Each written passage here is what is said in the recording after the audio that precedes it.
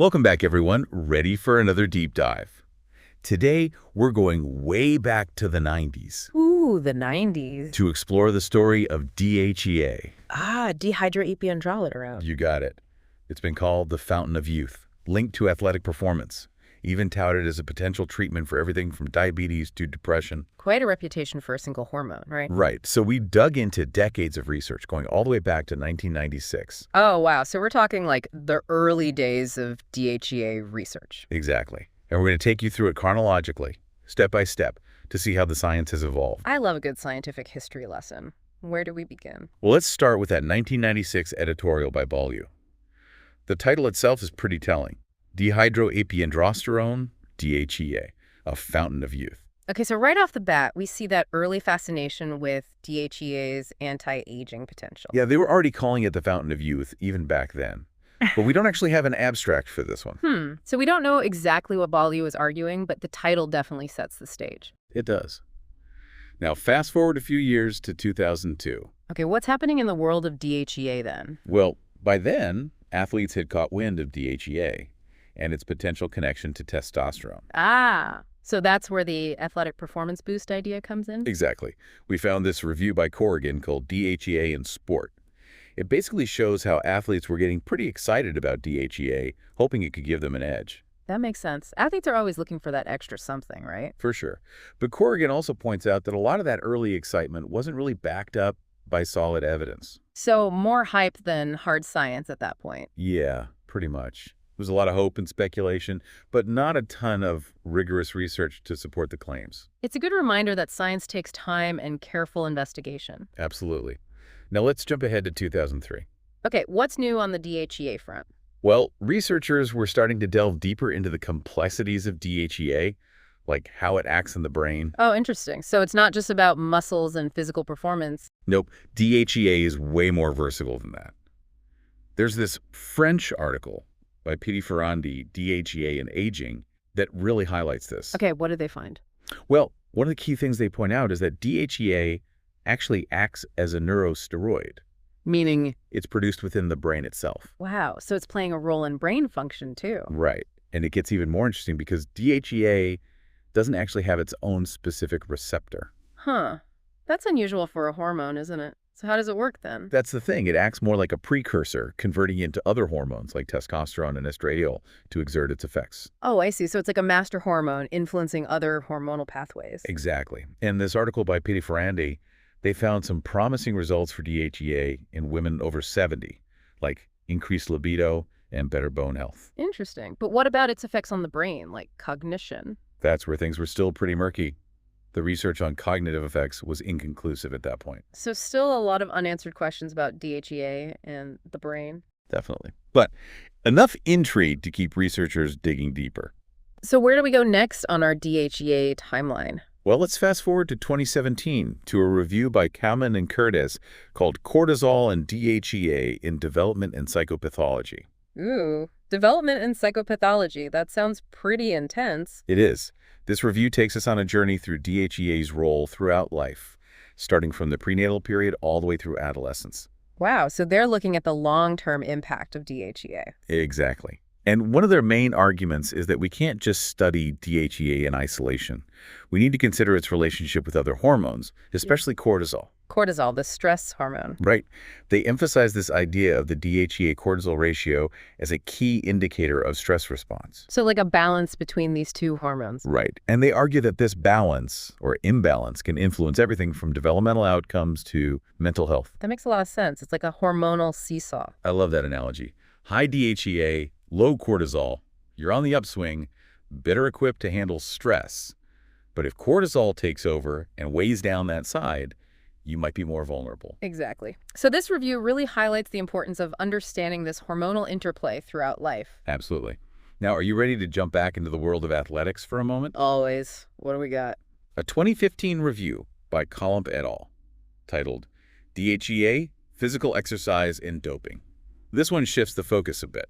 Instead of looking at DHEA as a performance enhancer, they're exploring how exercise actually affects DHEA levels. Oh, interesting. So flipping the script a bit. Exactly. And this review also gets into some cool practical stuff, like how to measure DHEA levels non-invasively using saliva samples. No needles. I bet athletes were happy about that. I'm sure they were. But there's also a bit of a darker side to this research. The review talks about anti-doping measures being developed to detect DHEA abuse. Ah, right, because some athletes might try to use DHEA to gain an unfair advantage. Exactly. It's a bit of a cat and mouse game, with science trying to keep up with the more creative strategies athletes come up with. Well, it wouldn't be the world of sports without a little bit of controversy, right? Sure of that. But let's move on from the playing field now and focus on DHEA's potential in treating specific conditions. Okay, I'm intrigued. Where do we start? Let's jump to 2018 and a review by Aoki and Tarochi, effect of dehydroepiandrosterone, DHEA, on diabetes mellitus and obesity. Diabetes and obesity. Two major health concerns these days. Definitely. And this review digs into DHEA's possible benefits for improving insulin sensitivity and glucose metabolism. So, potentially helping the body use insulin more effectively. Exactly, which is of course crucial for managing diabetes, especially type 2. That could be a game changer, especially with the rising rates of type 2 diabetes worldwide. It could be. But the authors are also very clear about the need for more research, especially in humans. It's still early days in terms of understanding DHEA's therapeutic potential in this area. Cautious optimism seems to be a recurring theme with DHEA research. You're telling me. But while we're on the topic of 2018 research, we can't forget about the brain. Oh, right. We were talking about DHEA's role as a neurosteroid earlier? Exactly. In that same year, Quinn et al. Published a review titled DHEA in Prenatal and Postnatal Life, Implications for Brain and Behavior. This one really dives deep into DHEA's role in brain development, looking at how DHEA production changes before and after birth. Wow, so it's involved right from the start. It is. And this review explored this idea that early life exposures and those hormonal fluctuations can have long-term effects on brain health. Fascinating. It makes you wonder about the possibility of early interventions, right? It does. Like, if we understand how DHEA influences brain development, could we find ways to support healthy brain function throughout life? That's a really exciting area for future research. For sure. But for now, let's move on to a study that hits a little closer to home for many of us. Stress. Oh, don't we all wish we had a little less of that? Tell me about it. But this 2022 study by Leonard Axon et al., DHEA-S production capacity in relation to perceived prolonged stress, really sheds some light on the connection between stress and DHEA. Okay, remind me again, what's DHEA-S? All right, so DHEA-S is the sulfated form of DHEA, which basically means it sticks around in our bloodstream a bit longer. Got it. Like a long-lasting version of DHEA. What did they find out about DHEA-S and stress? Well, they found that people who reported high levels of prolonged stress actually had a much weaker DHEA-S response to an acute stress test. Interesting. So it's like chronic stress is wearing down their DHEA-S reserves, leaving them less able to cope. That's exactly what it seems like. Yeah. And it really underscores how important it is to manage stress, not just for our mental well-being, but for our physical health too. Absolutely. Chronic stress can have a ripple effect throughout the body. It really can. Okay, ready to bring our chronological journey up to the present? Hit me with it. All right. We've got a 2023 review by Netazik et al., Dehydroepiandrosterone, DHEA. Pharmacological effects and potential therapeutic application. Think of this one as the grand finale of our DHEA deep dive. Sounds comprehensive. What are some of the key takeaways? Well, they provide a really thorough overview of all the different ways DHEA affects our bodies and explore its potential as a treatment for a wide range of conditions, particularly things like depression and cognitive decline. So is DHEA finally stepping into the spotlight as a potential therapy? There's certainly growing evidence to support that. But the authors are also careful to point out that more research is needed, especially those large-scale randomized controlled trials, to really solidify its place in clinical practice. It seems like the scientific community is catching up to the hype and hopes that have surrounded DHEA for so long. It does. But as always, more research is needed to paint a clearer picture. Makes sense. But, to get a more balanced perspective on the state of DHEA research, I think we should revisit that 2014 review we mentioned earlier, Dehydroepiandrosterone, DHEA, Hypes and Hopes by Rutkowski et al. Ooh, good call. Let's rewind back to that one. What were some of the main points they made? Well, they do a good job of acknowledging the challenges and inconsistencies that have kind of plagued DHEA research over the years. Things like relying too heavily on animal models, which don't always translate perfectly to humans, and just the sheer complexity of DHEA's metabolism. It sounds like DHEA has been a bit of a puzzle for researchers. It has, but that's also what makes it so fascinating, right? Absolutely. So, After all this research, after decades of hype and hope, where do we stand with DHEA? Is it living up to its reputation? That's the million-dollar question, isn't it? I think it's too early to give a definitive answer. But what is clear is that DHEA is far more complex and intriguing than we initially thought. And as research continues, we're bound to uncover even more surprising insights into its role in our health and well-being. This has been an incredible journey through the evolution of DHEA research. I'm feeling a lot more informed, but also realizing how much we still don't know.